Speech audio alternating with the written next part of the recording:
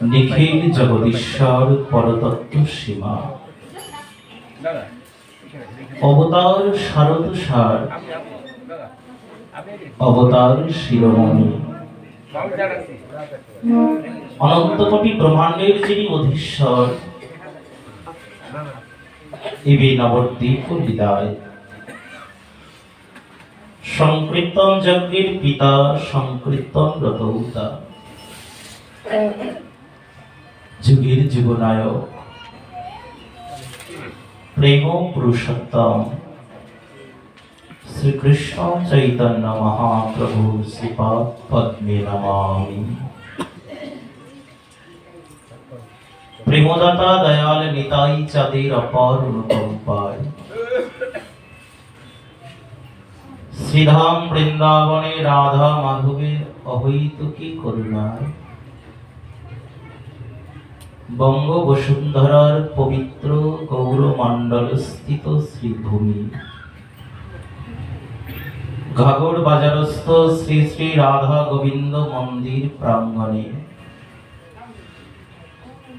কলিযুগের যুগধর্ম জীবধর্ম সংকীর্তন যজ্ঞের প্রারম্ভে শ্রীমদ্ ভাগবতম রসামৃত ভক্তি যজ্ঞের অধিবাস লগনে পরম প্রেমময় ভগবানের অহৈতুকী কথামৃত আস্বাদন যে চরণ সর্বাগ্যে পূজনীয় বন্দনীয় স্মরণীয় অস্মদীয় শ্রী শ্রী গুরু মহারাজ অষ্টোত্তর শত শ্রী শ্রী গোপীনাথ দাস বাবাজি মহারাজ চরণ কমলে নমঃ। শ্রীধাম ব্রজমণ্ডলের বর্ষণা নিবাসী পরম পূজ্যপাদ চারি সম্প্রদায় ভুক্ত আচার্য মহাত্মা রাধানিষ্ঠা পরায়ণ ঐকান্তিক প্রেম ভক্তির শ্রীমূরতি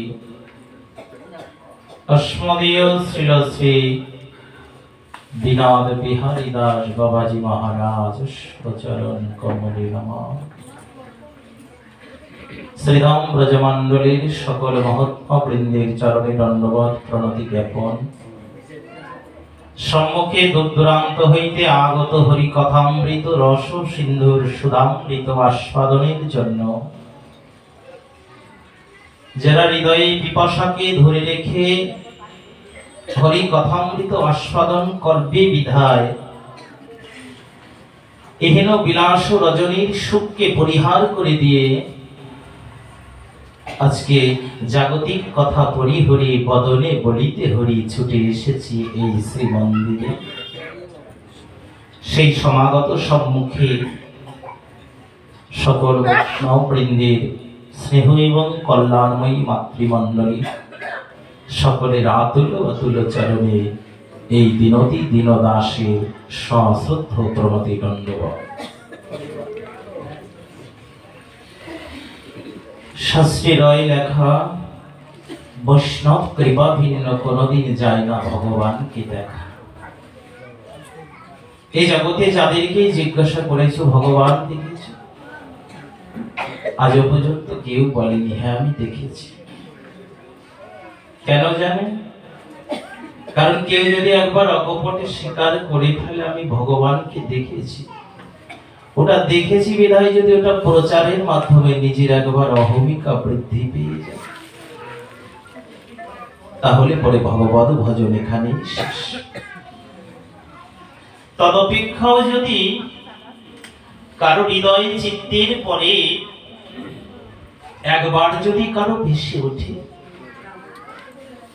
যে হ্যাঁ আমি তো দেখিনি গো, তবে জানো জগতে যে একবার দর্শন পেয়েছে না, যে দেখতে পেয়েছে, সে তো দেখেছি বললেও অপরাধ, না দেখেছি বললেও অপরাধ। বিষয়টা একটু বুঝে নিতে হবে। যদি সে একবার আসলেই ভগবতের কৃপা পেয়ে থাকে, সে যদি বলে বেড়ায় আমার তো পাওয়া হলো না। যেমন এই প্রসঙ্গে আমাদের শ্রীধাম নবদ্বীপে রামদাস বাবাজি মহারাজ নামে একজন সিদ্ধ মহাত্মা ছিলেন। এই ছোট মণিগুলো একটু থামিয়ে দাও। ওই 250, 500, 600 গ্রাম যারা আছে, বুড়োগুলো থামা লাগবে না, ওরা এমনিতেই থেমে যাবে। ওই গ্রামগুলো থামাইতে আমার কষ্ট। একটু ভগবানের সেবার ফল কিনতে যাবো, 5 গ্রাম বেশি দিয়ে বলছে না এটুকু, এই 10 টাকা বেশি রেখে দিতে চাইলে বলছে বাবা মাত্র 10 টাকা বেশি, ভগবানের সেবায় নেবা, 10 টাকাই তো বেশি বলেছে, নিয়ে যাও। ওনাকে যদি বলেন বাবা 10 টাকা একটু ছেড়ে দাও, আমি তো ভগবানের সেবাই দেব, ছেড়ে দেবে? তো ওদেরকে ছাড়লে আমার এই পার্টি নষ্ট হয়ে যাবে। এই জন্য ছোট যে কটা গ্রাম আছে এই কটা ছাড়বো না। যার যার নেতৃত্বে রাখো, যে যে এনেছো তার কাছে বেঁধে রাখো, দেখবে কথা বলবে না। তো তাহলে পরে তিনি যে ডেকে বলছে আমার তো ভগবত কৃপা হলো না, পাওয়া হলো না। তাই পাওয়া যে হয়নি এটা তো আমার মতো মনুষ্য যে বুঝতে পারে না, যে ওই কৃপাটা পেয়েছে তিনি বুঝতে পারে। যেমন যদি ইলেকশনে ভোট দিতে যায়, যাওয়ার পরে হস্তের পরে একটা রেখা অঙ্কিত করে দেয়, ওই রেখাটা যার যার হাতে আছে তার ভোট হয়ে গেছে। তাহলে পরে ওই ভগবত কৃপা যে একবার পেয়েছে, তিনি যদি সেই শুদ্ধ ভক্ত বদন দর্শন করে, তিনি বুঝতে পারে কার মধ্যে সেই ভগবত কৃপা প্রেম আছে। আজকে এই কথা যখন আমাদের শ্রীরাম বৃন্দাবনে গিয়ে রঘুনাথ দাস গোস্বামী পাদের সমাধির সম্মুখে দাঁড়িয়ে বলছে, আমার গৌর পাওয়া হলো না, আমার নিতাই পাওয়া হলো না। পাশ থেকে সিদ্ধ ভবানন্দ দাস বাবাজি মহারাজ ডেকে বলছে, এই মিথ্যা কথা কেউ বলে? বৃন্দাবনে এসে কেউ মিথ্যা কথা বলে? ভালো করে তাকিয়ে আমার দিক বলতো, এখনো কি পাচ্ছি? ডেকে বলছে, বাবা ধরা পড়ে গেছে তো, পেয়েছি, কিন্তু ওটাকে হারানোর ভয়ে কারো কাছে প্রকাশ করতে চাই না। যা একবার পেয়েছি যদি জনমের মতো হারিয়ে ফেলি, শত সাধনা করেও তাকে প্রাপ্তি হওয়া যাবে না। এই জন্য যা পেয়েছি ওটাকে প্রকাশ করতে চাই না। আর যদি বলে ফেলি না, তবে হৃদয়ে তো অহংকার হয়ে যাবে, পেয়ে গেছি, যদি আর কোনোদিন গৌর হরি তোমার চরণ তলে না ডেকে নেয়। এই জন্য বলি, আজকে আমরাও ছুটে এসেছি তার চরণ কমলে, যেখানে সাধুগুরু বৈষ্ণব একত্রিত হয়, যেখানে শ্রীমদ ভাগবতম মহাপুরাণ সাক্ষাৎ অবতীর্ণ হয়, ওটা তৎসময়ের জন্য নিত্য মধুর শ্রী বৃন্দাবনে পরিণত হয়ে যায়। এই জন্য আমরা ব্রজে এসেছি আজকে। ব্রজের মৃত্তিকাও সুন্দর, ব্রজের বাতাস মধুর। সেই প্রেমটাকে অনুভূতির রাজ্যে নিয়ে গিয়ে যেন ভজনে লিপ্ত হতে পারি, এজন্য ছুটে এসেছি। আজ প্রত্যেকেই আপন আপন শ্রী গুরু চরণকে বন্দনা পূর্বক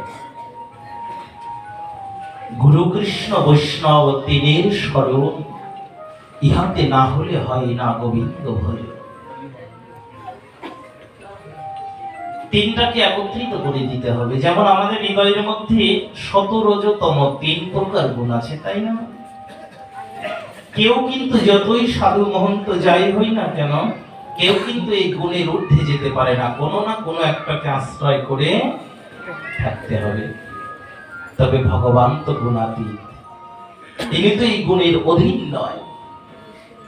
একমাত্র এই জগতের মনুষ্যকুলে জন্মগ্রহণ করে হরি ভজন করিতে করিতে সেই গুণাতীত ভগবানের চরণ কমল পর্যন্ত পৌঁছে যাওয়া যায়। রাধে রাধে।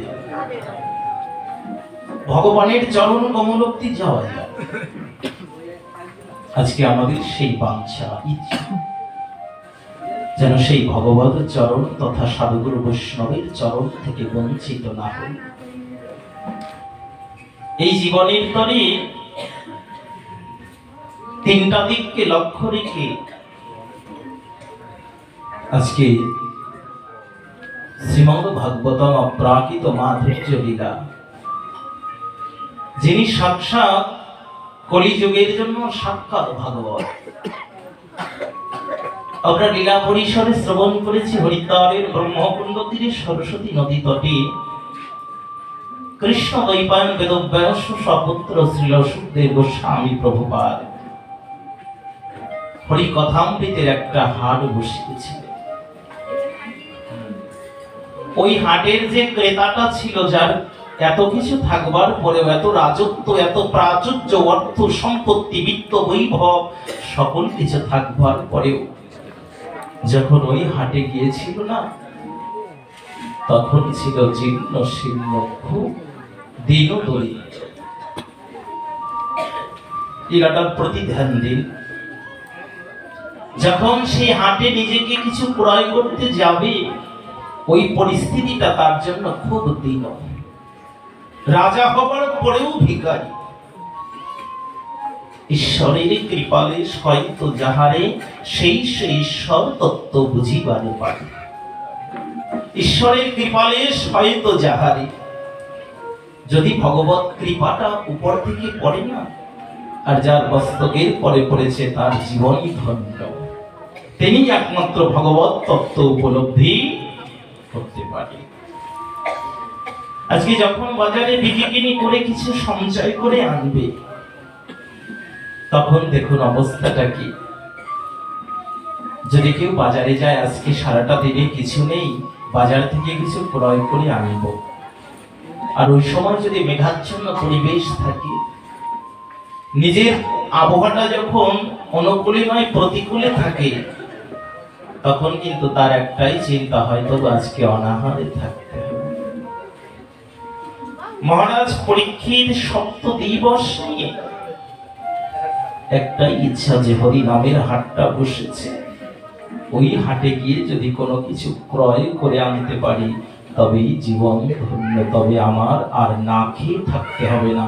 এই জগতের বুকে যাহা খাদ্য তাহা দেহ সুস্থ রাখে, আর হরি নামামৃত যে মহা খাদ্য, ওটা আত্মাকে সুস্থ রাখে। রাধে রাধে। এই জন্য ছুটে গিয়েছি। ঠিক একই বিষয়টা আমাদেরকে যিনি এই হরি নামামৃতের হাটটা পাতিয়ে দিয়েছিলেন, সেই হাটটা বসেছিল গোদাবরী তীরে। সাক্ষাৎ ভগবান প্রেম পুরুষোত্তম গৌর হরি এবং রায় রামানন্দকে সঙ্গে নিয়ে সেই প্রেমের হাটে যে প্রেম মন্থনকৃত যে দ্রব্য উঠেছিল, ওটাই একমাত্র ভক্ত রসিক জন একবার পান করে তারে জগতে অমরত্ব নয়, ভগবত চরণ কৃপা লাভ করেছে। এই জন্য গৌরহরিকে বলা হয় সাক্ষাৎ ভাগবত। আজকে আমাদের শ্রীমদ ভাগবতম লীলার পাঠের আলোচ্য বিষয় একটা শ্লোক সম্বন্ধে থাকবে। চারি বেদেশ্বর দর্শন করিয়া অধ্যয়ন, সে যদি গৌরাঙ্গ নাহি ভজে, বৃথা তার অধ্যয়ন লোচন বিহীন জন, দর্পণে অন্ধের কিবা কাজে। যেটা আমাদের শ্রীমদ ভাগবতম মহাপুরাণে বলছেন, চারিবেদ দধি ভাগবত নবনীত, মাখিলেন সুকার খাইলেন পরীক্ষিত। এখন বলছেন চারি বেদ সরদর্শন। বেদ প্রকৃতপক্ষে একটা, কিন্তু ওটাকে চারটা ভাগে বিভক্ত করেছে, এই জন্য তিনি বেদব্যাস, তাই তো? তাহলে পরে এই চারি বেদ সরদর্শন, 6টা দর্শন আছে। যদিও এখন আমাদের বাংলার বুকে 3টা দর্শনের উপর লেখাপড়া চলে, আদ্য মধ্য কাব্য। এই 3টা দিয়েই যারা লেখাপড়া করে ওটুকু শিখে। কিন্তু আর বাকি তিনটা দর্শন আছে, সেটা হচ্ছে ন্যায়, সাংখ্য, পাতঞ্জল। এগুলোকে বলা হয় স্বরদর্শন, 6টা দর্শন। যারা সংস্কৃত অধ্যয়নরত আছে তাদেরকে 6টা দর্শন সম্বন্ধে পড়তে হয়, নতুবা সংস্কৃতের যে উৎপত্তিগত অর্থ এটাকে অনুধাবন করা বড়ই কঠিন। যদি এটাকে সম্যক জ্ঞান না থাকে তাহলে এটা বড় বিভ্রান্তির কারণ হয়। বিভ্রান্তিটা কোথায়? ডেকে বলছি, অনর্পিত চরিং চিরাত করুণাবতীর্ণ কলু। এখন মনে করুন এক ব্যক্তি আছে, তিনি প্রতিনিয়ত পাঠ করে সত্য, কিন্তু তার কোনো দর্শন শাস্ত্র বা সংস্কৃত সম্বন্ধে জ্ঞান অবগত নাই। এরকম আছে না আমাদের? রাধে রাধে মা, আছে নাকি? আমরা অনেকে না পড়তে পেরেও কিন্তু ইচ্ছাটা জাগে একবার একটু শাস্ত্রটা দর্শন করি। তাহলে দেখুন এই দর্শনগুলো না জানা থাকলে কেমন হয়ে পড়ে। ডেকে বলছে অনর্পিত চরিং চিরাত করুণাবতীর্ণ কলু।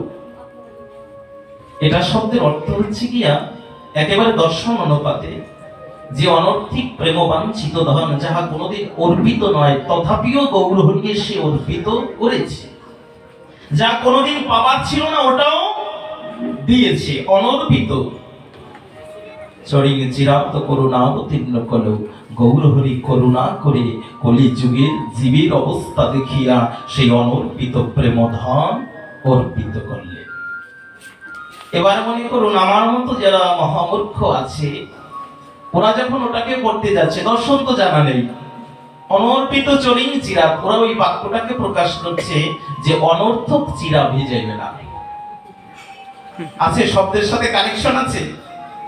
বলছে অনর্থক চিরা ভিজাইও না, অনর্পিত চরিং চিরাত করুণাবতীর্ণ কলু।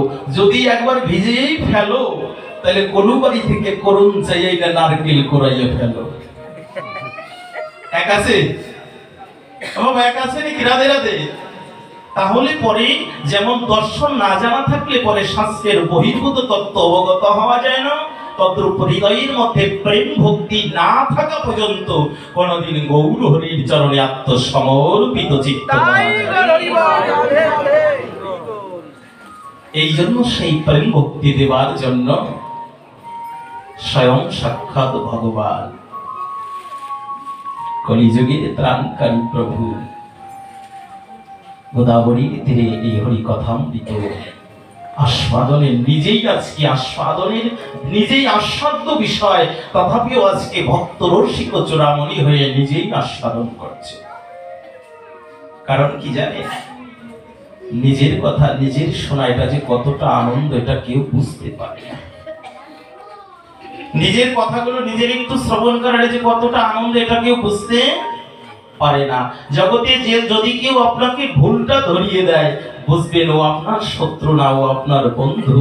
কারণ ও দয়া করে আপনার ভুলটাকে আপনার সম্মুখে প্রকাশ করেছে, দ্বিতীয়বার যাতে আর কোনো ভুল।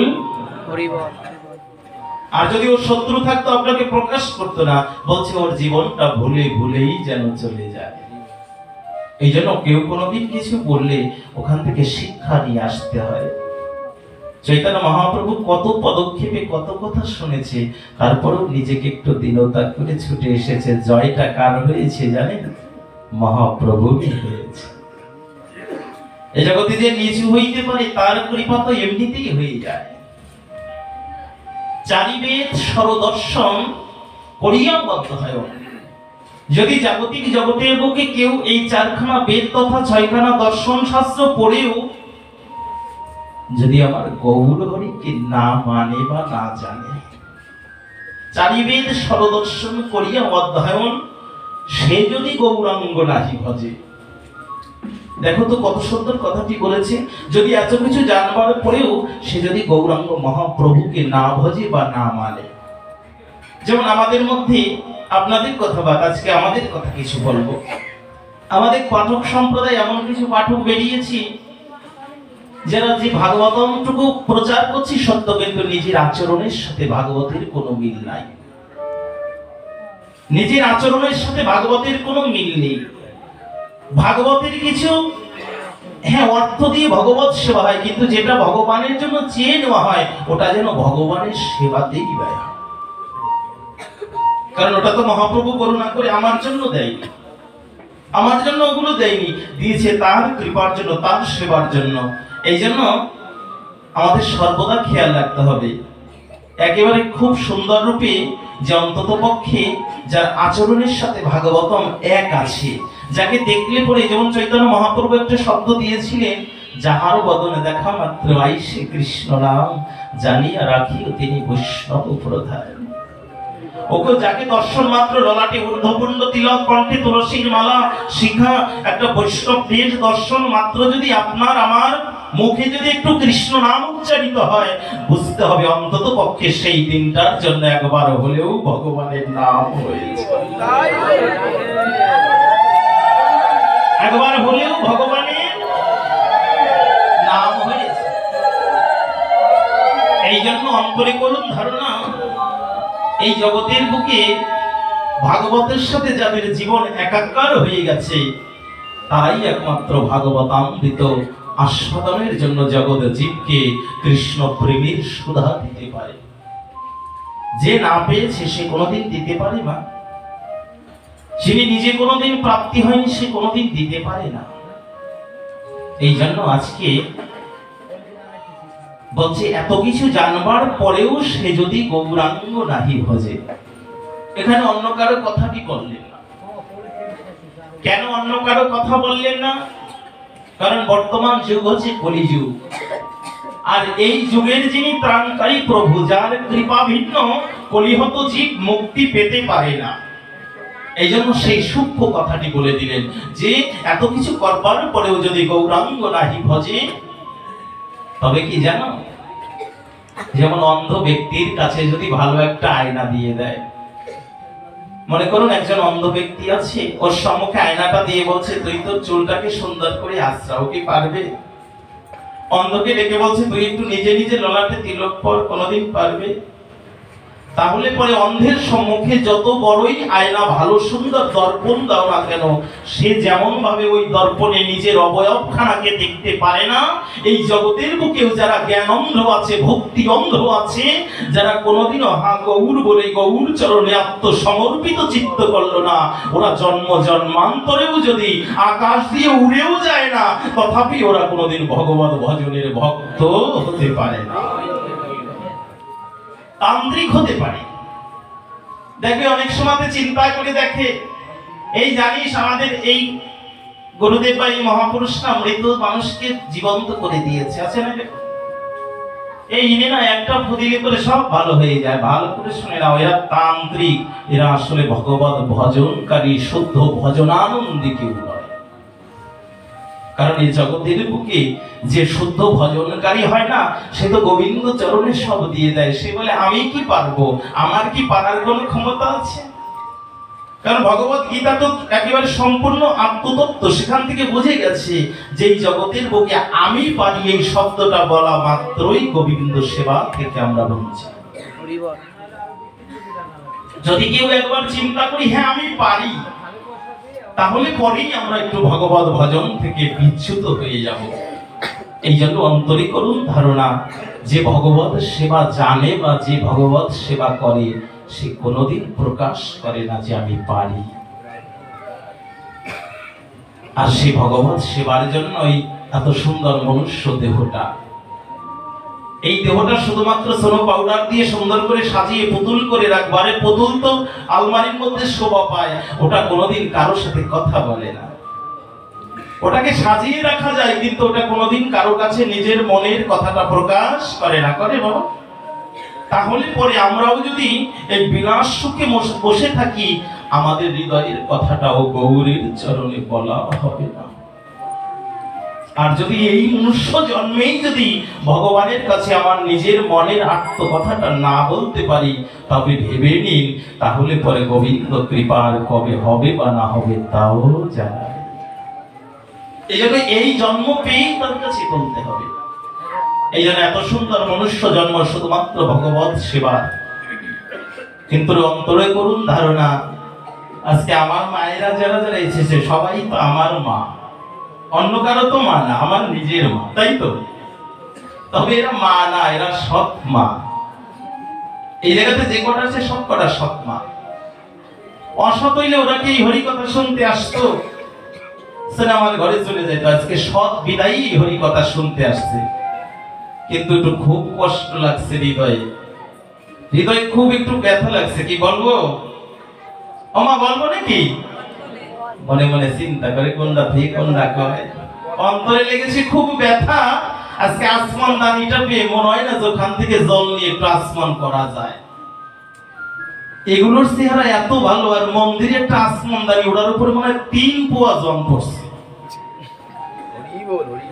আমার কাছে এনে দিয়েছে, ও আসমান করে, ওটার মধ্যে জল দিয়ে যে আসমান করবে ওই পরিবেশটাই নাই। তাহলে পরে দেখুন এই অবস্থাটি কোথায়। আমরা যারা সেবায়িতরা রেখেছি, অন্ততপক্ষে তাদেরকে একটু সচেষ্ট হতে হবে না বাবা? হ্যাঁ, ও আস্তে আস্তে দাঁড়াও বাবা, এইবার কথাটা শোনো। যদি পুরোহিতই সমস্ত কিছু করে দেবে, তাকে রেখেছে, এটা আমাদের একটা ভুল ধারণা। যদি আমরা বলে ফেলি যে বাবা তোমাকে টাকা দিয়ে রেখেছে, তুমি সবকিছু করবে, হ্যাঁ একটা পুরোহিতের ভুল আছে, ওটা যদি কোনো মায়ের কাছে দিয়ে দিত অবশ্যই করে দিত। ও আছে বিদায় আসে না, রাধে রাধে। কিন্তু দেখুন এই যে মায়েরা, যতই যাকে রাখি না কেন সেবার কাজে, অন্ততপক্ষে নিজের একটু খেয়াল রাখতে হবে যে ভগবানের সেবায় যে দ্রব্যটা দিচ্ছে, অন্ততপক্ষে আমি পারি, আমি একটু না হলে ভগবত সেবায় একটু কাজটা করে দিই। একটা জলসংখ্য রেখেছে, ওটা দিয়ে আরতি করে ভগবানকে কিভাবে সে জল দিয়ে স্নান করাবে? প্রতিনিয়ত অর্চন করা লাগে, তাই না?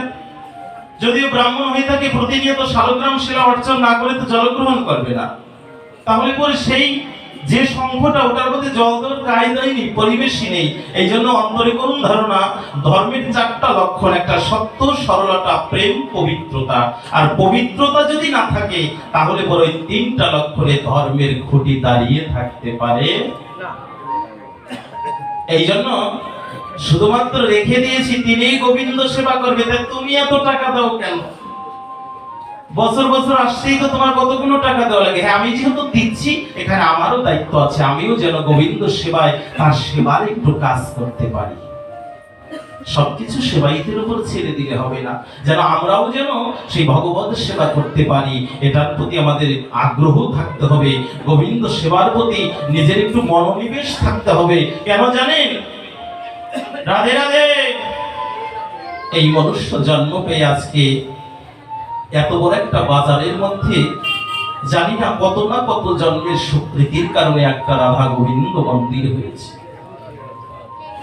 কতগুলো সনাতন ধর্মের দোকানের যে দোকানিগুলো থাকে, আপনারা কি বলবেন জানি না, আজকে এই মন্দিরটা হওয়ার কারণে না পুরো বাজারটাই সেই ভগবানের আওতায় পড়ে গেছে, তার দলের লোক আপনারা। যেখানে ভগবান নিজে অবস্থান করে, তার যত পাড়া প্রতিবেশী যা কিছু থাকে না, ওটা সেদিন থেকে তার হয়ে যায়। আজকে যত বাজারের যারা কিছু আছে না, একটু আগে আমি বসা ছিলাম, আমার বাবা অনেক কথাগুলো বলেছে। উনি যে কটা মন্ত্র বলে দিচ্ছে, আমার না করলে ওই তো সবগুলোই বলে দিচ্ছে। তাহলে অন্তরে করুন ধারণা, যারা এই জগৎ থেকে, এই আওতার মধ্য থেকে যারা চলে গেছে, যদি আসলেই তারা ভগবানের সেবায় ব্রতী হয়ে থাকে, তাহলে পরে বুঝতে হবে ভগবান তার দলের লোককে তার কাছেই টেনে নেবে। রাধে রাধে। এই জন্য এতগুলো দোকানি, এতগুলো লোক যারা একটা করে প্রণাম করতে আসলেও প্রতিদিন একবার ভগবানকে দর্শন হয়ে যায়। এটাও যদি আমরা চিন্তা করি, আমাদের বাজারের একটা গর্ব, এই ঘাগর বাজারের আজকে কত বড় একটা গর্ব যে কোনো বাজারে এরকম মন্দির খুব কম থাকে। আজকাল তো বাজার গুলো দেখতে গেলে সব জায়গাতেই সুন্দর করে চাকচিক্য করে মসজিদ তৈরি করে রেখেছে, মন্দিরটা খুব কমে গেছে, তাই না? আগে স্কুলে মন্দির ছিল, আগে বড় বড় বাজারে একটা বটবৃক্ষের নিচে ছোট করে একটা মন্দির করে রাখতো, এগুলো নাই। এজন্য অন্তরে করুন ধারণা, এটাকে বিলুপ্তির পথে নয়, এটাকে দিন দিন জাগ্রত করতে শিখুন। নিজেকে একটু গর্ব করে বলতে শিখুন, আমরা যে বাজারে আছি না, ওই বাজারের মালিক হচ্ছে আমাদের গোবিন্দ। রাধে রাধে। একটু নিজেকে একটু গর্ব করে বলতে শিখুন না। বলতে বলতে হয়তোবা এই বাজার থেকে কতজন কোন না কোন সময় চলে যাবে ভগবান তো জানে, কেউ তো জানে না। কিন্তু হয়তোবা সেই তার জীবনে যদি এই জগৎ থেকে চলে যেয়ে থাকে না, যে গোবিন্দ সেবার কাজে, গোবিন্দের কাজে যতটুকু যা করেছে না, গোবিন্দ করুণা করে তাকে তার রাতুল চরণে ঠাঁই দিয়ে দেবে। এজন্য শুধুমাত্র একটা সেবায়িত রেখে তার প্রতি দায়িত্বটা সব দিয়ে দিলে হবে না। গোবিন্দ সেবাটা তো বড় একটা মঠ মন্দির তৈরি করে পূজারী রেখে দিলে, পূজারী দিলেই সেটা আমার মঙ্গল নয়। নিজে যতক্ষণ পর্যন্ত ভগবত ভজন না করছি ততক্ষণ কি আমার মঙ্গল হবে? আচ্ছা, আমার ছুটির প্রয়োজন, আমি যদি সেই হেডমাস্টারের কাছে আমি না গিয়ে একে পাঠিয়ে দেই, ছুটিটা আমাকে দেবে? তাহলে পরে আমার ভগবত ভজন করা দরকার। হ্যাঁ, আমি পারছি না, অন্ততপক্ষে প্রতিদিন এসে একটা করে যেন প্রণাম করে যাই, একটা করে যেন ভগবানকে প্রণাম করে যাই, দেখবেন জীবন ধন্য হবে। আর বিশেষ করে যেখানে সাক্ষাৎ ভগবান বিরাজিত থাকেন, ওই ভূমিটা যারই হোক না কেন, তৎক্ষণাতের জন্য হোক বা যতদিন ভগবান বিগ্রহটা ওখানে আছে, ওই জমিটার মালিকও তিনি। আজকে কেউ এসে বলতে পারবে না এটা আমার জায়গা, কারণ এটা আজকে প্রত্যেকের জায়গা। এটা আজকে কোনো জায়গার মধ্যে নেই, আজকে নিত্য নব বৃন্দাবন তৈরি হয়েছে।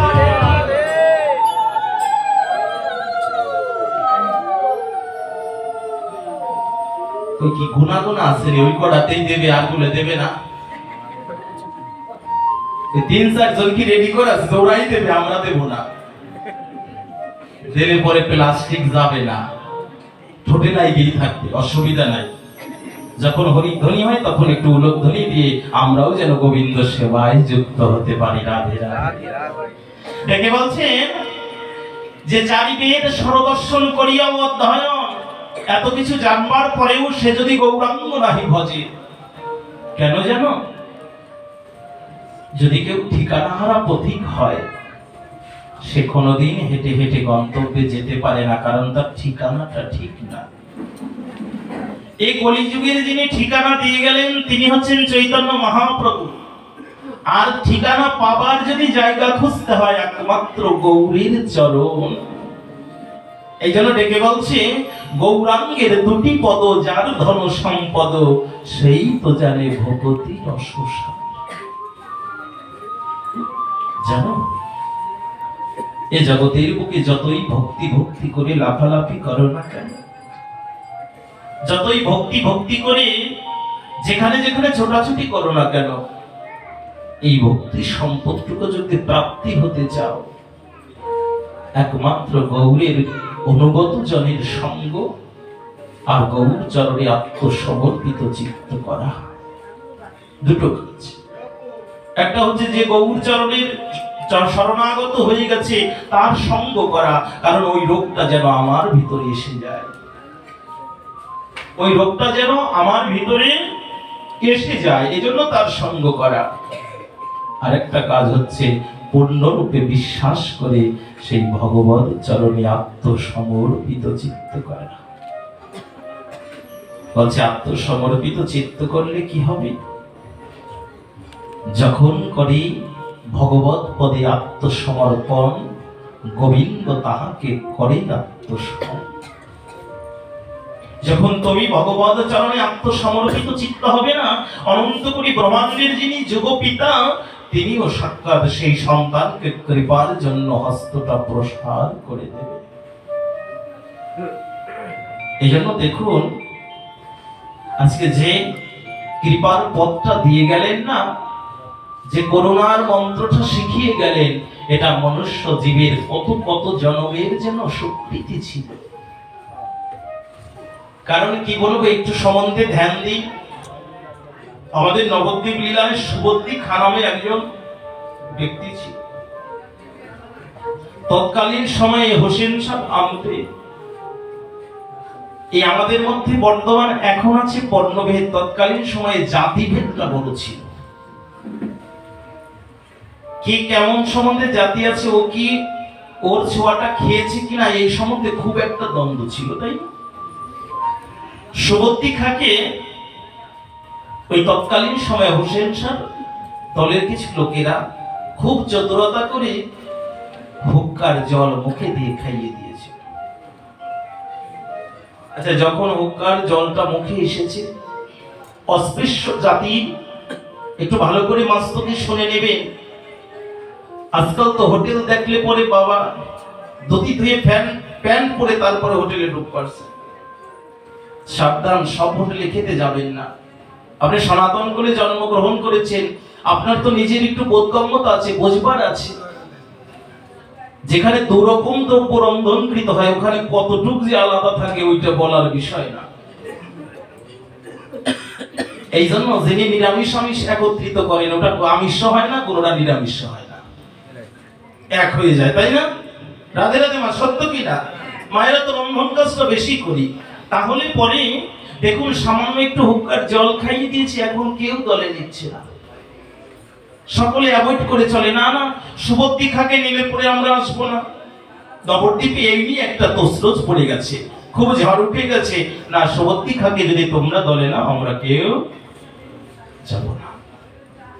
এখন এর বিধানটা কি? আমাদের তো বিধান নিতে হবে, কি করলে পরে আমাকে পুনরায় তাদের সাথে মিশতে পারা যায়। অন্তরে করুন ধারণা, তৎকালীন সময়ে ভারতবর্ষের প্রকৃত পণ্ডিতজন যারা ছিলেন, যারা বিধান দিতেন, শাস্ত্রজ্ঞ বেদজ্ঞ পণ্ডিত, এদের বসবাস ছিল বারাণসী। এই জন্য দেখবেন অনেক ঐতিহাসিক ঘটনায় বারাণসীর তত্ত্বটা প্রকাশ করেছে, তাই না বাবা? ওই বারাণসীতে গিয়ে সেই বেদজ্ঞ পণ্ডিত ব্রাহ্মণদের কাছ থেকে বিধান চাইতে গেলে, প্রভু আমি যে বড় অপবিত্র হয়ে গেছি,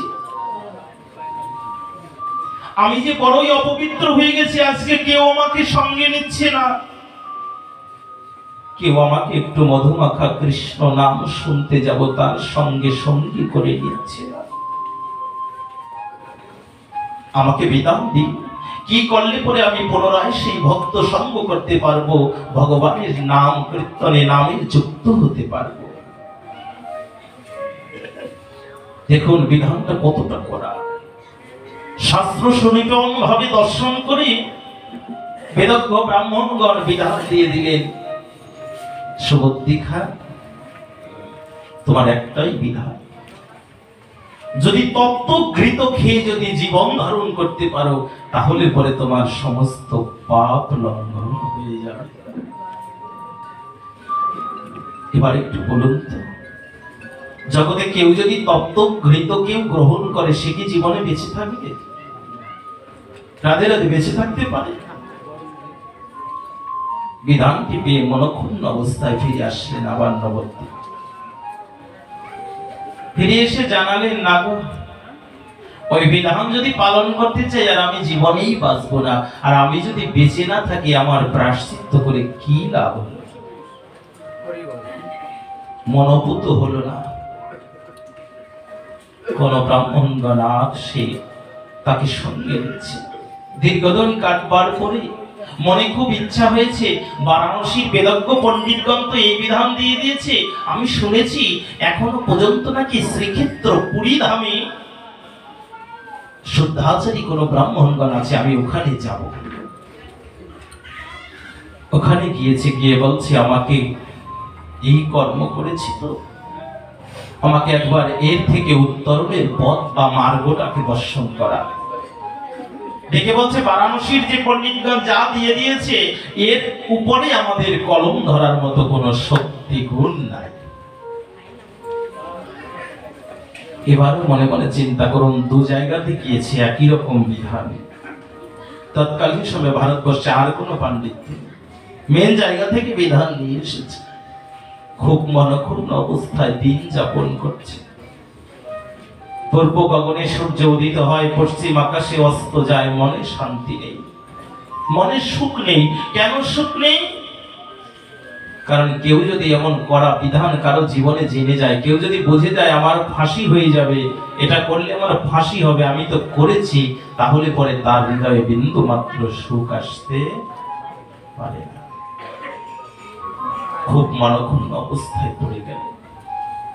এক প্রভাতকালীন সময়ে একেবারে বেলাটা খুব সুন্দররূপে প্রকাশিত হয়েছে।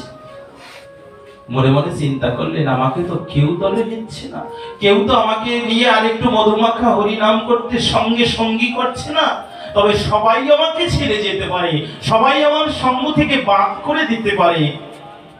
কিন্তু এখনো পর্যন্ত প্রবাহিনী সুরধ্বনি গঙ্গা আছে, যিনি কিনা ভগবানের চরণ থেকে উদ্ভূত।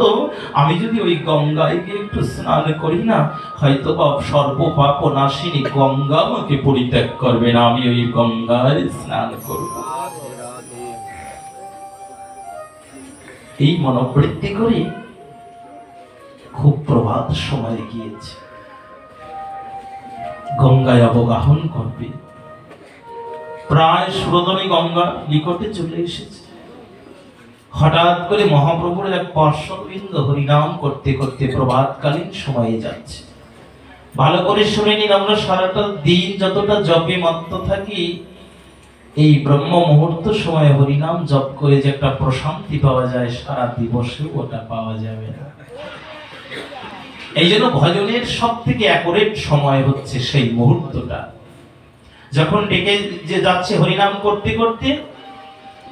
আজকে সুবুদ্ধিকা খুব নত হয়ে ওই বৈষ্ণবকে দেখা মাত্র একটা প্রণাম করেছে। প্রভু, আমি শুনেছি কারো জীবনে যদি পূর্বাহ্নকালীন সময়ে কোনো বৈষ্ণব দর্শন হয়ে যায়, বৈষ্ণবের চরণ বদন দর্শন হলে পরে অন্তত পক্ষে সেই দিনটা যেন তার জীবনের শুভ দিন হয়। কি করেছি জানে? এই বৈষ্ণবকে প্রণাম করে স্পর্শ করছে।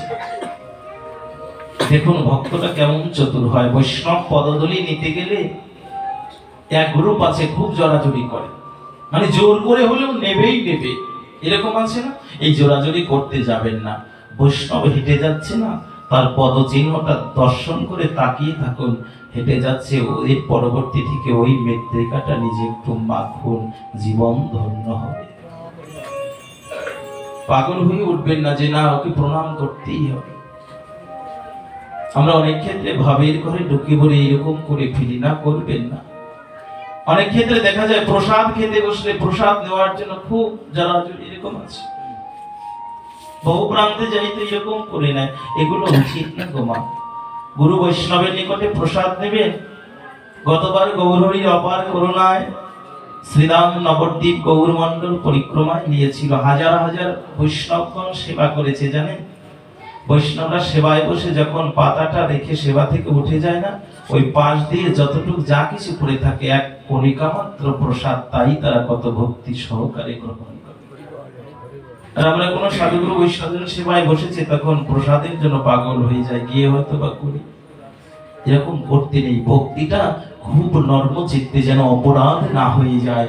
অপরাধ শূন্য হয়ে লয় কৃষ্ণ নাম, জানিয়ে রাখিও সে পায় কৃষ্ণ গুণধাম। অপরাধ শূন্য হয়ে ভগবত ভজন করতে হবে। যদি অপরাধ থেকে যায় তাহলে পরে ভজনে আপনি অগ্রগামী হতে পারবেন না।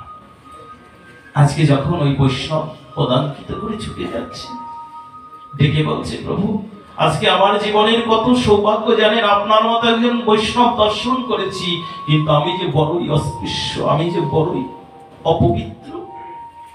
আজকে আপনার দুটো চরণখানাকে একটু স্পর্শ করে যে পবিত্র হব তারও যোগ্যতা নেই, কারণ আমি যে অপকর্ম করেছি এর মুক্তির পথ কেউ দিতে পারে না। কথাক্রমে যখন শুনতে পেলেন, কথাক্রমে শুনতে পেয়েছে যে সুবুদ্ধিকা বলেছে, হ্যাঁ আমার জীবনে এমন হয়েছিল শুধুমাত্র একটু হুক্কার জল আমাকে খাইয়ে দেওয়ায় আমাকে কেউ গ্রহণ করছে না, আমি নাকি জাতি থেকে বহিষ্কৃত হয়ে গেছি, আমি নাকি ভজন করবার মতো আর কোন যোগ্যতা আমার নাই। বৈষ্ণবের কাছে দুটো নয়ন জল ছেড়ে দিয়ে বলছে, এ জীবনে আমাকে তো কেউ গ্রহণ করবে না, এ জীবনে কেউ তো আমায় গ্রহণ করবে না। এই জন্য আমি কি করেছি জানো? জগতে সকলে আমাকে ফেলে যেতে পারে, সকলে আমাকে গ্রহণ না করে ফেলে যেতে পারে,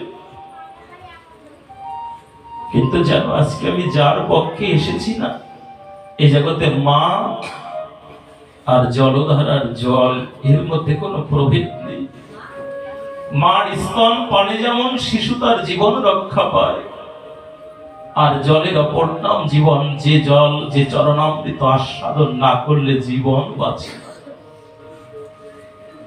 সুবুদ্ধিকা ডেকে বলছে, আমাকে তো কেউ গ্রহণ করবে না, আমি তো জনমের মতো গৌর চরণ থেকে হারা হয়ে গেছি, আমার জীবনে আর তো গৌর চরণ প্রাপ্তি হবে না, আমি তো জীবনে কোনোদিন কৃষ্ণ ভজন করতে পারবো না, আমি যে বড় বাদ পড়ে গেছি গো। বৈষ্ণব ঠাকুর, আমি শুনেছি বৈষ্ণব ঠাকুর দয়ালু সাগর, এই দাসে করুণা করি।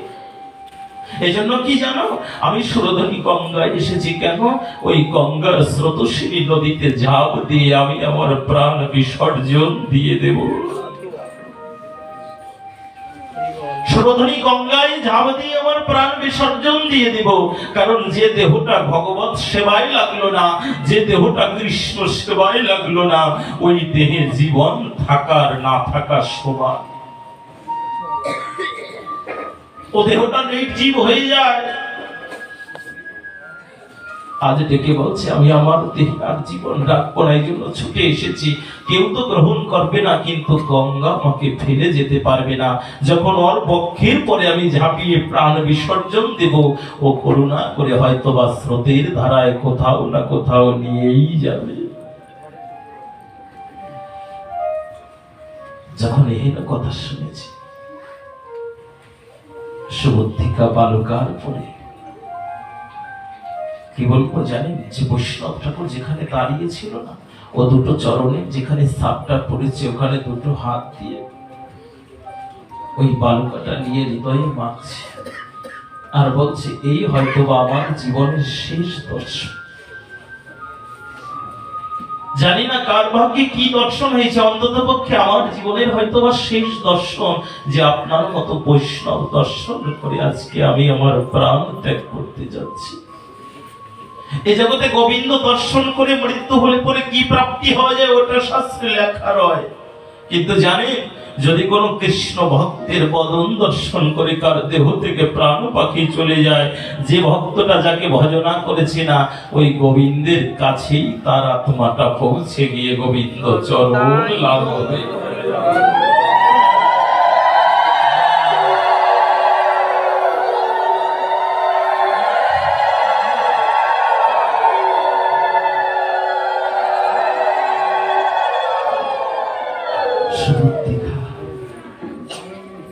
খুব হৃদয়ে ব্যথা ভরা ক্লান্ত চিত্ত নিয়ে যখন বলেছে বৈষ্ণব নিকটে, ওই বৈষ্ণবকে ছিলেন যান আমার মহাপ্রভুর খুব প্রিয়জন, খুব আপনজন, খুব আপনজন ছিলেন। ডেকে বললেন, যদি তুমি এই পথ থেকে উত্তরণের পথ পাও, এখান থেকে যদি মুক্তির পথটা তোমাকে দেখানো হয়, তুমি কি মানবে? ওগো, আমি কি মেনে নেব? আমাকে সবাই কর্ণে প্রবেশ করিয়ে দিয়েছে, জানিয়ে দিয়েছে আমার নাকি কোনো মুক্তির পথ নাই, আমি নাকি কোনোদিন আর কৃষ্ণ ভজন করতে পারবো না।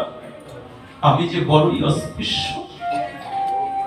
আমাকে যদিও কেউ দর্শন করে না, আমি যে পথ দিয়ে যাই অপর পথ দিয়ে তারা হেঁটে যায়, আমার ছায়াটা মারালে নাকি তাকে আবারও স্নান করতে হয়।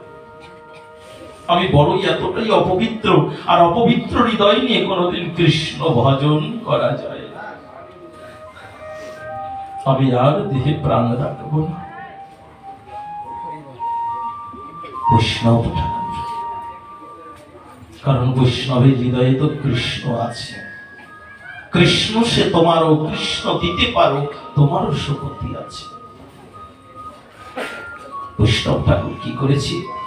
সুবুদ্ধিকাকে একটু ধরতে যাবে, জাগ্রত করবে।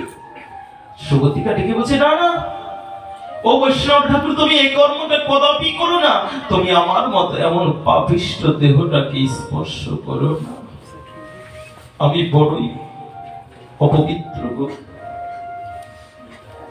আমি বড় অপবিত্র আছি, আমাকে তুমি স্পর্শ করো না। তবে কি জানো, যদি এর কোনো অন্তিম ঠিকানা থাকে আমাকে একটু বলে দাও, আমাকে একটু বলে দাও। আমার এই জীবনে যদি যে সূর্যটা প্রায় অস্তগামী হয়ে গেছে, কারণ কি মা, ভালো করে শুনে নি, ভাগবত শুনুন, হরি কথামৃত শুনুন, যাই শুনুন না কেন, জীবনে যদি কৃষ্ণ ভজন না করা যায়, ওই দুর্দিনের সময়ে কেউ আপনার বান্ধব হবে না, কেউ আপনার কাছে যাবে না, শুধুমাত্র যাবে শুধু শ্মশান পর্যন্ত, ওর পরে কোনো বন্ধু বান্ধব যাবে না। এই জন্য একবার চিন্তা করুন তো, যে আপনার সাথে যাবে তাকে কি একটু সাথী করতে পেরেছি? যে আমার সাথে যাবে, যে আমার বান্ধব হবে, তাকে কোনোদিন একটু সাথী করতে পারি না, তাকে সঙ্গী করতে পারিনি, তাহলে পরে জীবনের কি লাভ আছে?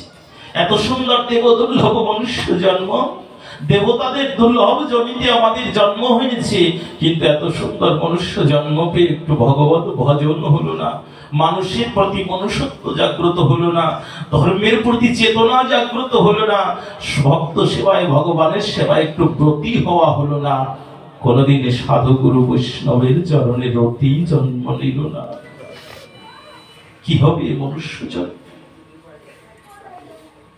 সুবুদ্ধিকার মতো বলছে না, আমি প্রাণ ত্যাগ করে দিব, হলো না তো? আমার এই জগতে আর কেউ নেই, যে আমাকে স্পর্শিবে সে হবে অপবিত্র, স্পর্শ মাত্র সে অপবিত্র হয়ে যাবে। জানো মা, যে পুষ্পটা সুরভিত থাকে না, ওই পুষ্পটা দিয়ে আরতি নিবেদন করা হয়, ওটা দিয়ে সুঘ্রাণ থাকে, আর ওই সুঘ্রাণটা যখন নাসারন্ধে প্রবেশ করে না, তৎক্ষণাৎ তো মনটা গোবিন্দ চরণের প্রতি আকৃষ্ট হয়। এই জন্য ভগবানকে বিভিন্ন দ্রব্যাদি দ্বারা আরতি করে ওটাকে নিজে আবার গ্রহণ করে।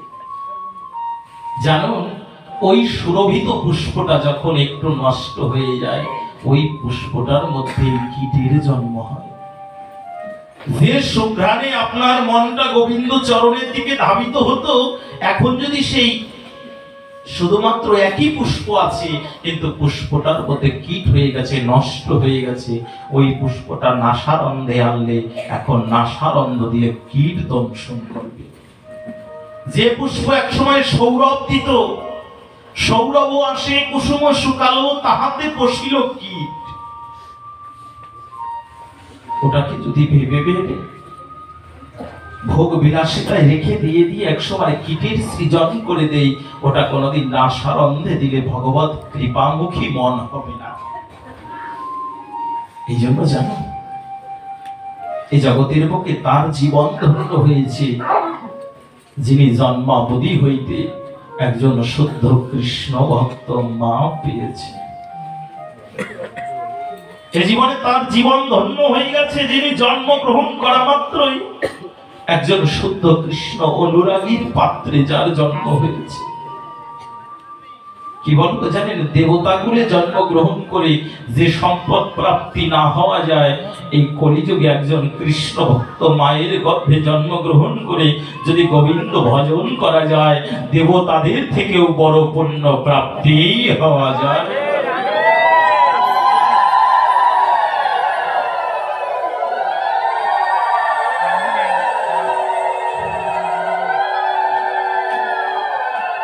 ডেকে বলছে, প্রভু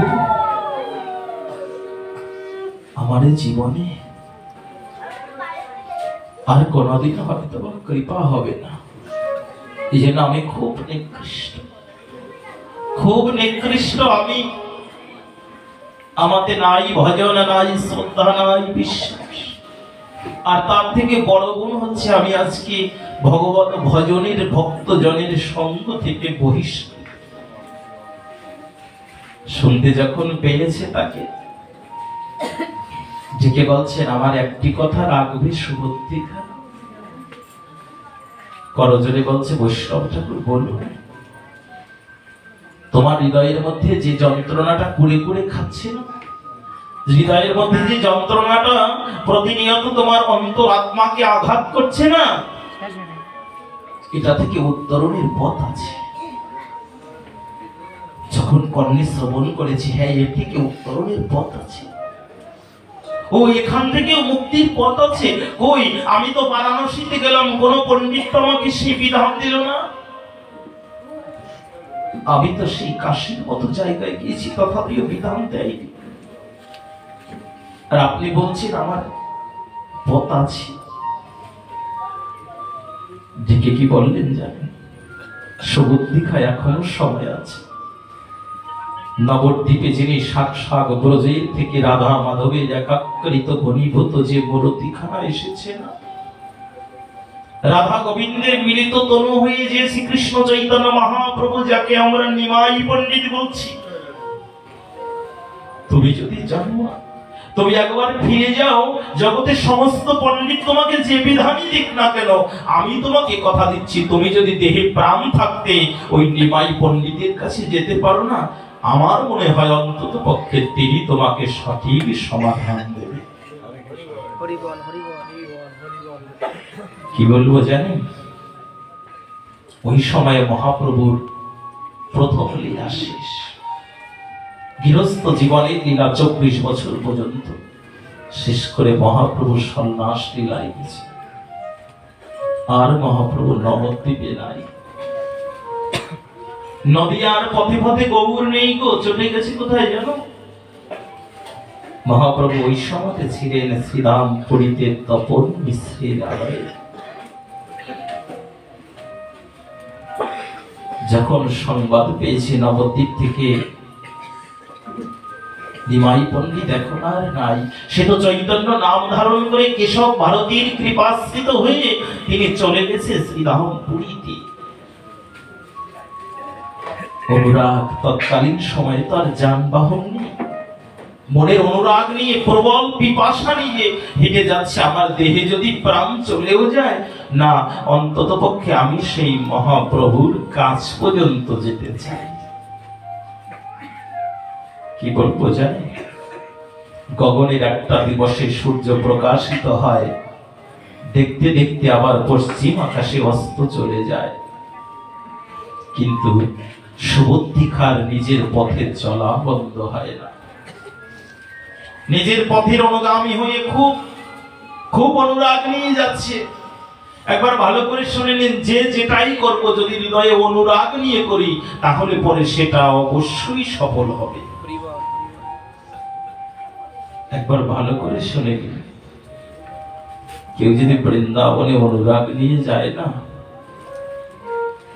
ব্রজে যদি কেউ একবার অনুরাগ নিয়ে যেতে পারে, তিনি ব্রজে যাওয়া মাত্রই করুণাময়ী রাধা ঠাকুরানীর কৃপা তার হৃদয়ে আসে। কিন্তু আমাদের বড়ই দুর্ভাগ্য, আমরা তো ট্যুরে যাই, ওখানে যাব, কিছুদিন থাকবো, শ্যামকুণ্ড, রাধাকুণ্ড, গিরি গোবর্ধন, বংশীবর, নিকুঞ্জবন, নিধুবন, বড় বড় মঠ মন্দির গুলো একটু দেখবো, তারপরে চলে আসবো। হয়তোবা কিছু ফটো তুলে একটু স্মৃতি নিয়ে আসবো। এই জন্য আমাদের কৃপাটা আসে না, আমাদের অনুরাগটা কমে গেছে, অনুরাগটা নেই। ভজনদ্রষ্টা মহাজনগণ বললেন, যদি অনুরাগে থাকি গো, অনুরাগ নিয়ে কেউ একবার ব্রজে আসতে পারে, তার প্রতি ব্রজনাথের কৃপা হবে না এমন কোনো কথা নাই। অবশ্যই ব্রজনাথের করুণা হবেই হবে। এই জন্য কেউ যখন কোনো ধাম দর্শন করতে যাবেন, কখনোই ওটাকে ট্যুর মনে করে আনন্দ হইহুল্লা করে চলে আসবেন না। ওটাকে আনন্দ হইহুল্লা করবার জন্য ও জায়গা নয়, ও জায়গায় যেতে গেলে কত তপস্যা করে যেতে হয়। আজকে অনুরাগ জন্ম নিয়েছি সুবুদ্ধিকার, আমি সেই তৎকালীন সময়ে দুর্গম পথ, আমি সেই শ্রীক্ষেত্র পুরী পর্যন্ত যাব। শুনেছি তো মহাপ্রভু তপন মিশ্রের আলয়ে আছে। আমার জীবনের সিদ্ধান্ত, জীবনের চরম সিদ্ধান্ত নেওয়ার জন্য আমাকে যেতেই হবে। কি বলবো জানেন? পথিমধ্যে যখন হেঁটে যাচ্ছে না, তৎকালীন সময় কণ্টকাশ্রিত ভূমি, ভারত ভূখণ্ডটা তো সর্ব জায়গায় কণ্টকাকীর্ণ ছিল। হেঁটে যাচ্ছে, বহু পশু পাখির তখন তৎকালীন সময়ে খুব প্রকোপ। সুবুদ্ধিকা হাঁটতে হাঁটতে প্রায় একটা দিবসে বেলা প্রায় দ্বিপ্রহর কালীন সময়, মধ্যাহ্ন কাল হয়ে গেছে, মস্তকের পরে সূর্য। দেখছে বন থেকে একটা হিংস্র পশু সিংহ খুব প্রবল বেগে আসছে, মনে হয় কতদিন পর্যন্ত আহার করেনি। এইদিকে সুবর্তিকা তো জীর্ণ শীর্ণ বস্ত্র, কতদিন ধরে হাঁটছে, ক্লান্ত শ্রান্ত চিত্ত, না আছে আহার, না আছে নিদ্রা। আর এইদিকে খুব দূর থেকে সিংহ প্রবল বেগে ধায় করে আসছে, হয়তোবা জীবনে আজকে কোনো আহারের সন্ধান পেয়েছে। সিংহটা যখন প্রবল বেগে আসছে না, সুবর্তিকা মনে মনে চিন্তা করলেন, এখন যদি আমি দৌড়ে পালিয়ে যাই পারবো না, দৌড়ে যদি চলে যাই না, ওখান থেকে আমাকে বাঁচানোর মতো কেউ নাই, আমাকে আজকে এই পথ থেকে বাঁচাতে পারে কেউ নাই। সুবর্তিকা ওখানে স্থির হয়ে দাঁড়িয়ে পড়লেন। জানো বাবা, সিংহটা যখন সম্মুখে আসতে আসতে প্রায় নিকটে এসে গেছে না, সিংহের চোখের সাথে সুবর্তিকার দুটো চোখ লেগে গেছে। সিংহ তো পশু, ও তো কোনোদিন ভালো মন্দ বোঝে না। তাকিয়ে দেখছে সুবর্তিকার দুটো নয়ন দিয়ে টপ টপ টপ টপ করে জল পড়ছে।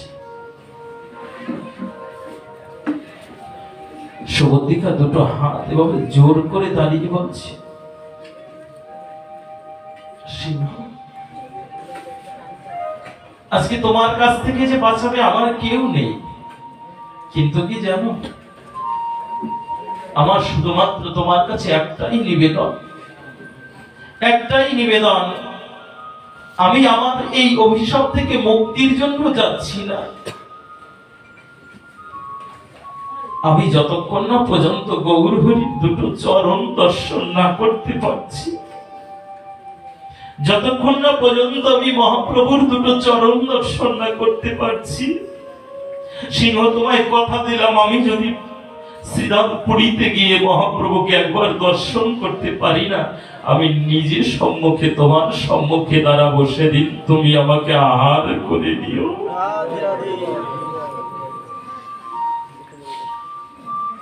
কি বলবো জানেন, পশু তো পশুত্ব গুণ, সেদিন কৃষ্ণ ভক্ত দর্শনে পশুর হৃদয়ের মধ্যে সুপ্রবৃত্তি জাগ্রত হয়েছিল। পশু মনে মনে চিন্তা করতেছিল, তোর যদি জড় দেহটা আমি ভক্ষণ করি না, আমার হৃদয়ে হিংসার জন্ম নিবে, সারাটা জীবন তো মাংস ভক্ষণ করে হিংসাই গ্রহণ করলাম। একটু ভালো করে ভাগবত থেকে আজকে একটু শিক্ষাটা নিয়ে যান, যে প্রকার পশুকে হত্যা করুন না কেন, ওই প্রকার পশু হত্যার কারণে আপনার হৃদয়ে তদ্রূপ হিংসা জন্ম নেবে, আর ওই হিংসার কারণে আগত জন্মটা আপনি যাকে হত্যা করেছেন তার হয়ে জন্মগ্রহণ হবে, তিনিও আপনাকে একই রূপে হত্যা করবে। এই জন্য সনাতন ধর্ম অহিংসার ধর্ম, এখানে কোনো হিংসা নাই, এখানে কোনো জীবকে হত্যার বিধান দেয়নি।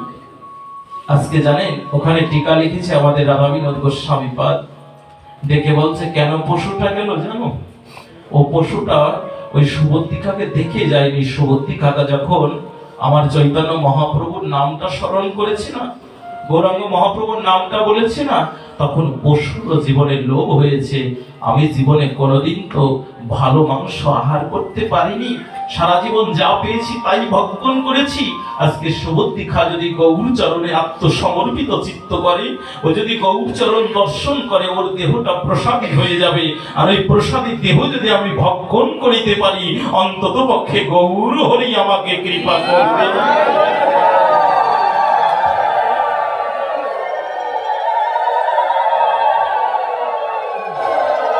দেখেছো বাবা, পশু চিনে গেল প্রসাদ, পশু চিনে গেল কোনটা ভালো কোনটা মন্দ। যদি আজকে গৌর চরণে সুবর্তিকা আত্মসমর্পিত চিত্ত করতে পারে, ওই দিন থেকে ও তো গৌরের ভক্ত হয়ে যাবে, আর ওই প্রসাদী ভক্তের দেহ যদি আমি গ্রহণ করি, আমার জীবন ধন্য হবে। এই জন্য ছেড়ে দিলেন, বলে যাও, তুমি যার কথা বলেছো না, ওটা শুধু তাকে আমরাও দেখেছি। যেন পশু কোনোদিন কথা বলতে পারে না, মহাপ্রভুর কথা শুনে পশু সেদিন হৃদয়ের মধ্যে বলি প্রস্ফুটিত হয়েছিল। এই জন্য মহাপ্রভু যখন ওই বনের মধ্যে দিয়ে আগে যখন গিয়েছিল, ওই পশুদের সাথে দেখা হয়েছিল, তাদেরকেও ব্রজ প্রেম দিয়েছিল, পশু সিংহ একত্রে হরি নাম করেছিল সেদিন। সংবাদ পেয়ে গেল এই পথে আছে, আমার মহাপ্রভু এই পথে আছে। এজন্য পথ ধরে ভজনা করতে হয়, পথে থাকতে হয়। বিপথে দাঁড়িয়ে কোনোদিন গাড়িকে ডাকলেও গাড়ি কোনোদিন দাঁড়াবে না। স্টেশনে যেতে হবে, ভজনের স্টেশনে তো দাঁড়াতে হবে, সদ্গুরুর চরণাশ্রয় করে তো দাঁড়াতে হবে, গুরু বৈষ্ণবের কৃপা নিয়ে তারপরে তো ভজন। ছুটে গেলে কি বলবো বাবা, হাঁটতে হাঁটতে তার পদদ্বয় ফেটে গেছে। পর্যন্ত জায়গায় কখনো দেবে যায়, কখনো উত্তপ তাপে বালুকণার আঘাতে কখনো রক্তাক্ত হয়ে যায়। এক সময় হাঁটতে হাঁটতে আর হাঁটতে পারছেন, আস্তে পড়ে গেলেন তপ্ত বালুকার পরে। সুবদ্ধিকা ডেকে মনে মনে চিন্তা করলেন, গৌর আর জীবনে হলো না। ভেবেছিলাম তোমার কাছে গিয়ে নিজের জীবনের শেষ দুঃখটা একটু নিবেদন করব, কিন্তু জীবনে তো আর হলো না। তোমার কৃপা পাওয়ার আগেই যেন আমার দেহ থেকে প্রাণ পাখি চলে যায়। ওই বালুকা দিয়ে হাঁটতে পারছে না, করাচ্ছে, গড়িয়ে গড়িয়ে যাচ্ছে। যখন গড়িয়ে গড়িয়ে যাচ্ছে না, এই শরীরের বহু স্থান থেকে ক্ষত বিক্ষত হয়ে গেছে, রক্তাক্ত হয়ে গেছে। কিন্তু জানেন কি, যতবার রক্ত খরিত হচ্ছে, যতবার কষ্ট লাগছে, যতবার যন্ত্রণা হচ্ছে, ততবার ডেকে বলছে, হা গৌর। একবার চিন্তা করুন, আমাদের একটু ব্যথা লাগলে, একটু স্থান কেটে গেলে আমরা মা বাবা বলে চিৎকার করে ফাটিয়ে দিই। আর যারা শুদ্ধ ভজন আনন্দী ভক্ত হয় না, একটু কেটে গেলেও চিন্তা করে, এটা তো আমার প্রভু করুণা করে দিয়েছে, এটা তো হয়তো বা আমার কোনো ত্রুটি ছিল এই জন্য দিয়েছে। ওরা ওই দুঃখের মধ্যেও গোবিন্দকে স্মরণ করে, দুঃখের মধ্যে ওরা গোবিন্দকে স্মরণ করে, আর সুখী তো করেই। আর যখন হেঁটে হেঁটে যাচ্ছে না, বালুকার পরে দিয়ে তার হৃদয়টা ক্ষত বিক্ষত হয়ে গেছে, কিন্তু একটাই চিন্তা, কত দূর আর কত দূর, আর কতদিনে তোমার কৃপা হবে। যখন গড়াতে গড়াতে যাচ্ছে গো, উত্তপ্ত বালুকণা একটু হাতে নিয়ে বলছে, মিত্রিকা, এ জীবনে যেদিন নাকি প্রভু রামচন্দ্র চলে গিয়েছিলেন, এত কিছু রাজ সিংহাসন কোনো কিছু নিলেন না সাথে করে, এত কিছু থাকবার পরেও, এত সমস্ত কিছু অযোধ্যা নগরীকে সব পরিত্যাগ করে চলে গেল, কিন্তু অযোধ্যার এক খণ্ড মৃত্তিকা নিয়ে গেছিল সে। কেন জানো? এই জগতে মা এবং মাতৃভূমি এর কৃপাটা যে একবার পেয়েছে, সে কোনোদিন ওটাকে হারাতে চায় না। মৃত্তিকাকে প্রতিনিয়ত অর্চন করতেন, পূজা করতেন, বন্দনা করতেন। আজকে এক গণ্য মৃত্তিকা ধারণ করে বলছে, হে গৌরমণ্ডল মৃত্তিকা, আমার মনে হচ্ছে আমি যদি গৌরচরণ প্রাপ্তি নাও হই না, আমার মনের খুব দৃঢ় বিশ্বাস তোমরা ধন্য, কারণ তোমাদের বক্ষের পর দিয়ে হয়তো আমার মহাপ্রভু গিয়েছে, তোমাদের বক্ষের পর দিয়ে গিয়েছে। অন্তত পক্ষে তোমার ওই ধুলোটুকু আমার হৃদয় যেন মেখে আমার জীবন খানাকে একটু ধন্য করে নিতে পারি, এই বলে আরো করাচ্ছে, খুব করাচ্ছে। কি বলবো জানেন, করাতে করাতে এক সময় ধোপার সাথে দেখা। ওদেরকে বলা হতো রজক।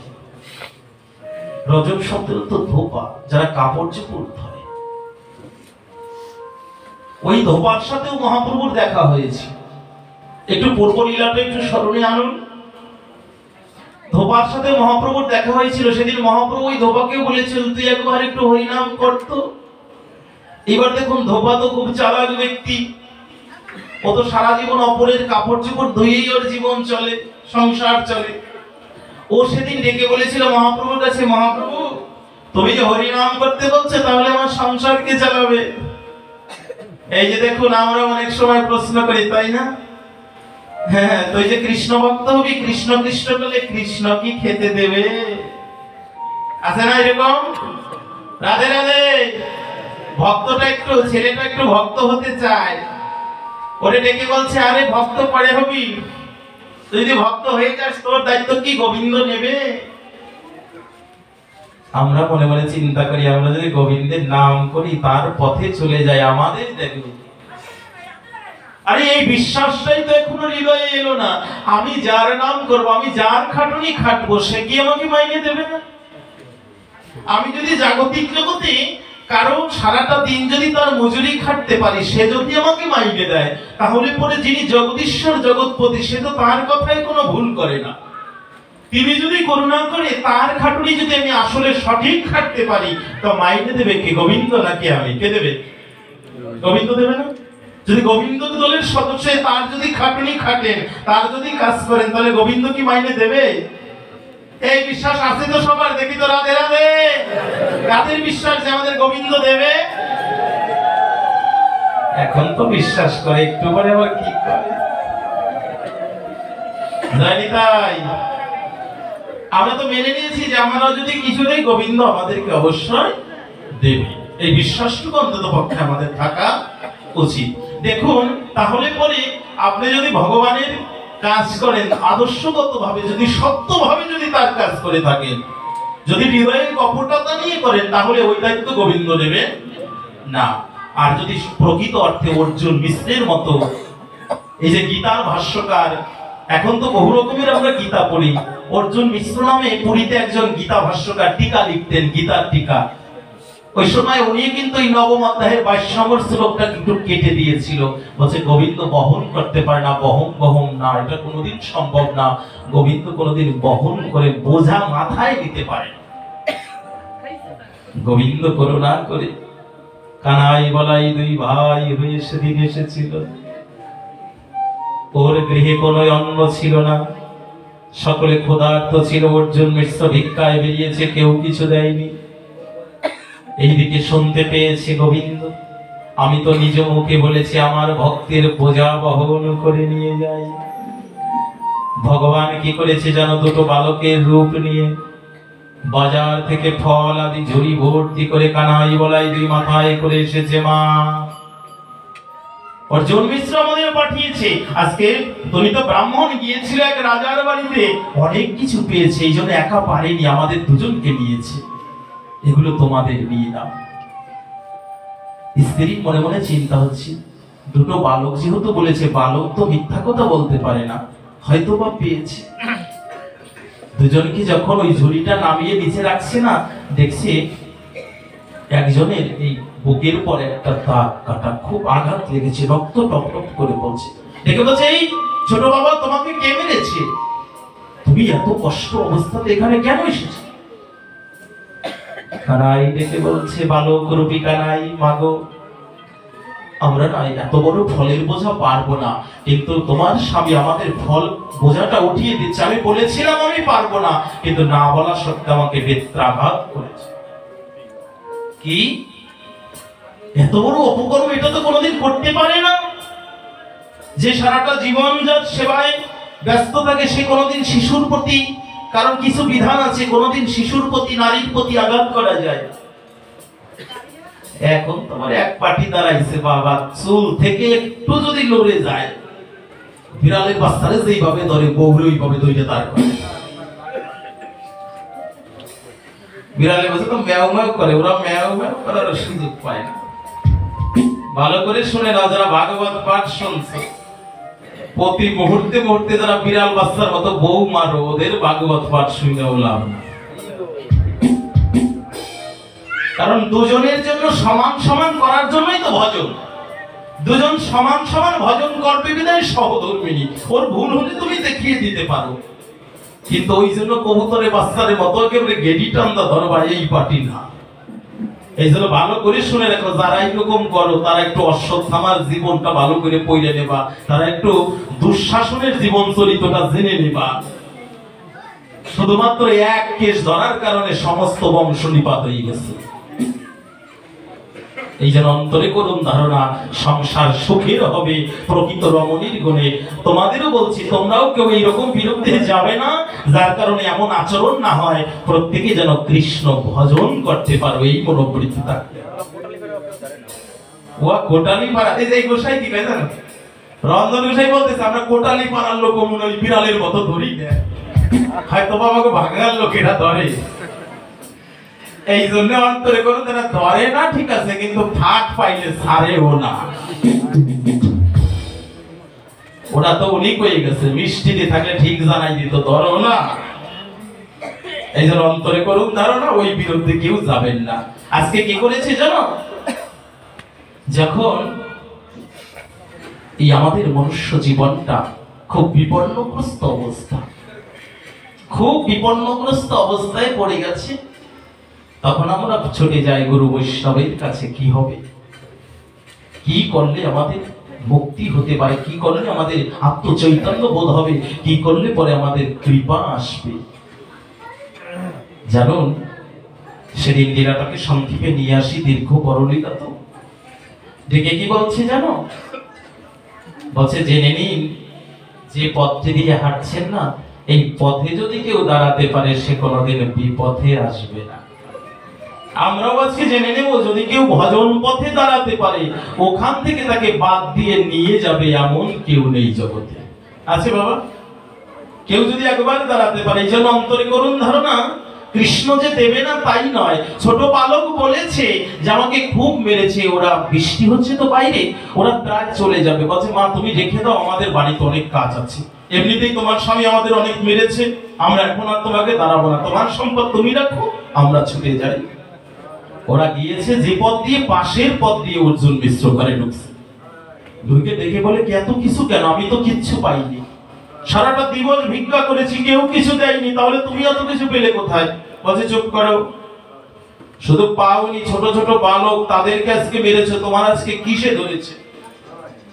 তোমার হৃদয় কি রূপ বৃদ্ধি পেয়েছে, তুমি আজকে বালকের গায়ে হাত দিয়েছো? বলছে তোমার কি এটা বিশ্বাস হলো? আচ্ছা ডেকে একটু বলো তো কোথায় বালকে দাঁড়িয়েছি, আমার ওই জায়গাটায় নিয়ে যাও যেখানে ফল দিয়েছে। দেখুন বাবা, যে শুদ্ধ ভক্ত হয়, ভক্ত চেনা যায় মরণে, আর গোবিন্দ চেনা যায় চরণে। যে ভক্ত হবে মরণের সময় সে কৃষ্ণ কৃষ্ণই বলবে, আর ভগবান যে হয় তার চরণ চিহ্নের পরে তাকালে পরে ওটা গোবিন্দ চরণ, ওটা বোঝা যায়। ওখানে কি করেছে জানো, যখন যেখানে কানাই বলাই দাঁড়িয়েছিল, যখন অর্জুন মিশ্র দাঁড়িয়েছে, দেখতে পাই যে আর কেহ নেই, কানাই ব্রজের ব্রজেন্দ্র নন্দন কানাই বলাই এসেছে। আর যখন বলেছে তাকে বেত্রাঘাত করেছে, ডেকে বলেছিল স্ত্রীকে জীবনের তরে যতটা সাধন করেছিলাম কিছু হলো না, আমি যে গীতার পরে অক্ষরটাকে কেটে দিয়েছিলাম, কিন্তু আমি বুঝতে পারিনি গীতা মে হৃদয়ং পার্থ। এই মনুষ্য কুলে জন্মগ্রহণ করে যে গীতার প্রতি বিশ্বাস আসে না, গোবিন্দের প্রতিও তার বিশ্বাস আসে না। আর যে গোবিন্দের হৃদয়ের পরে আমি কলমটা বসিয়েছি, ওটাতে গোবিন্দর অঙ্গে আঘাত লেগেছে। আমি বুঝতে পারলাম যে আজ হইতে যদি গোবিন্দ সেবায় যদি আমি কাজ করতে পারি, গোবিন্দ আমার জন্য বোঝা বহন করে নিয়ে আসবে। অর্জুন মিশ্রের ভ্রমটা ভেঙে গিয়েছিল জানেন। এই জন্য কেউ বলতে যাবেন না যে আমরা এটা করলে কি কৃষ্ণ দেবে। কৃষ্ণ না দিলে পরে আপনাকে সূর্যের আলো দিত না, কৃষ্ণ না চাইলে পরে এত অক্সিজেন ফিরে দিত না।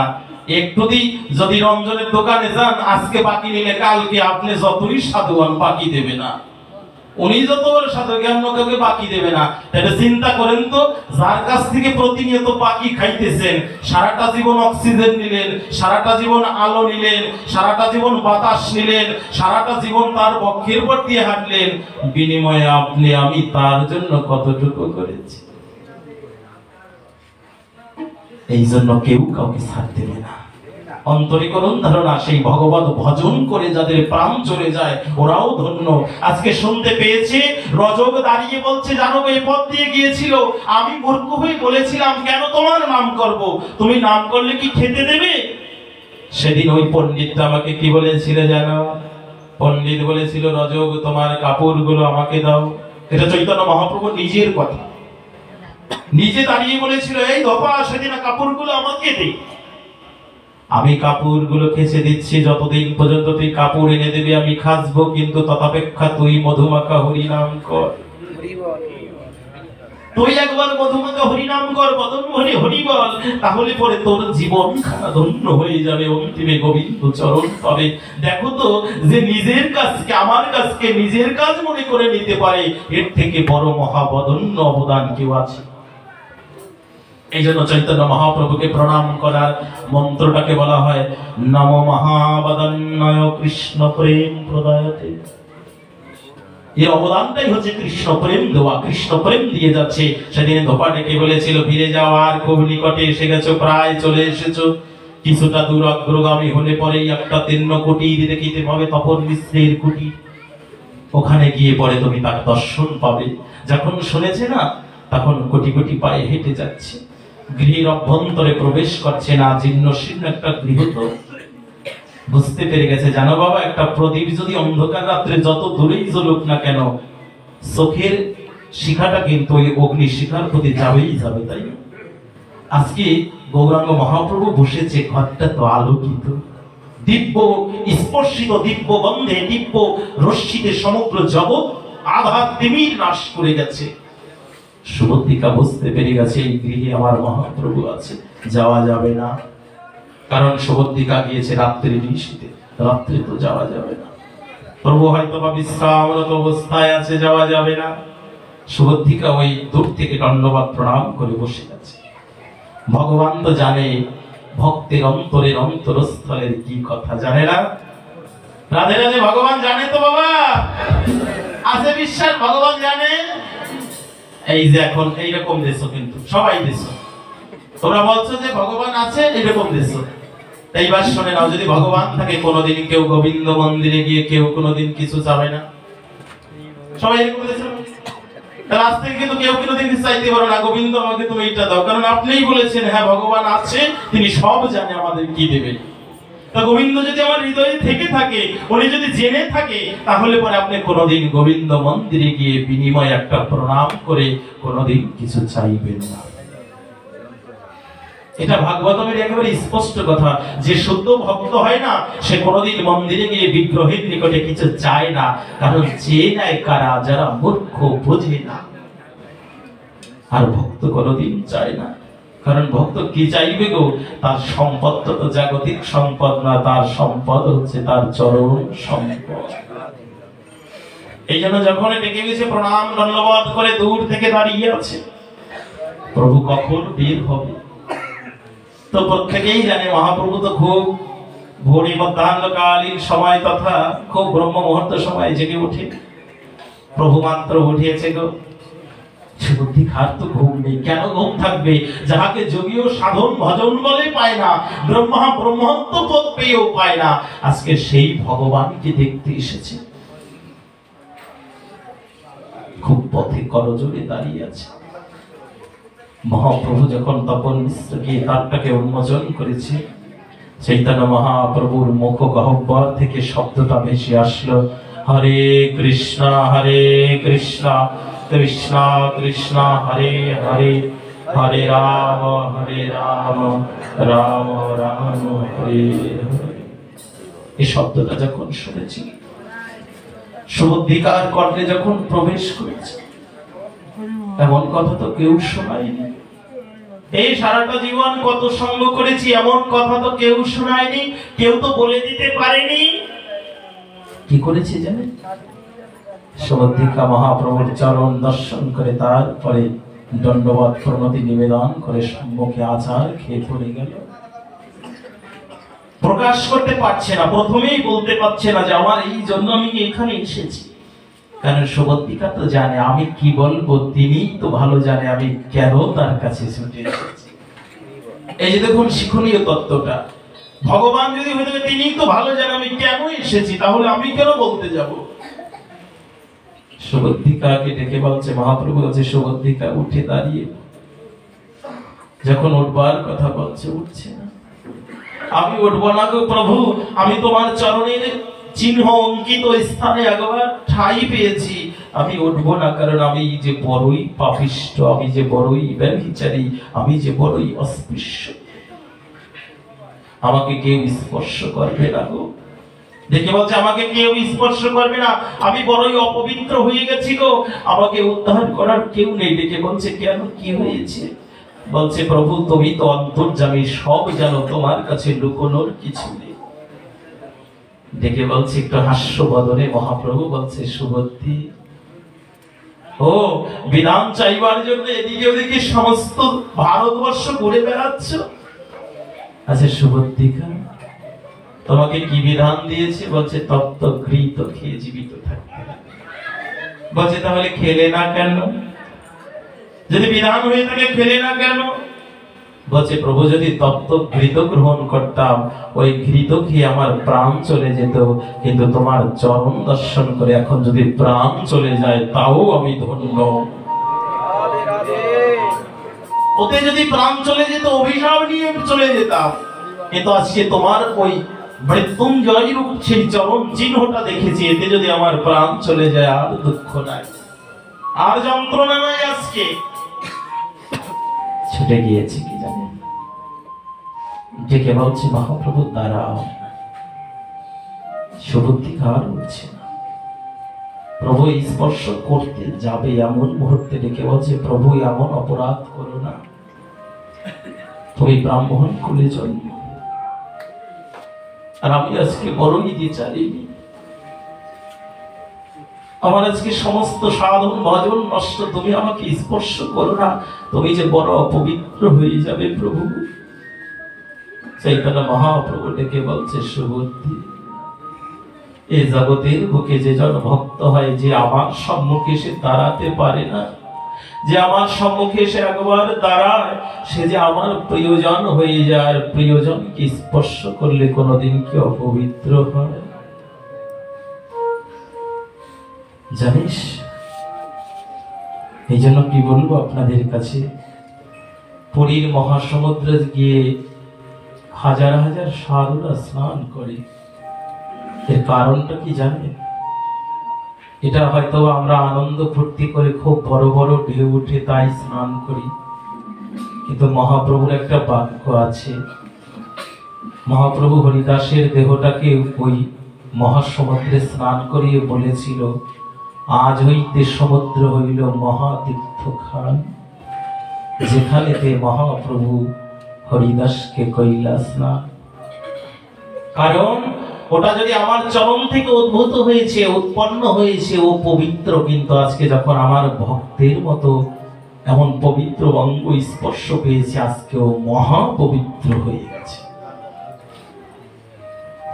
সুবুদ্ধিকাকে ডেকে বলছে আমি আজকে বড়ই, আমি যে ভগবান, আমি ভগবান হইও না, আজকে আমাকে খুব পবিত্র হতে হবে। কেন যেন আজকে ভক্ত পেয়েছি, যদি ভক্ত অঙ্গ স্পর্শ করি মই পবিত্র হইতে।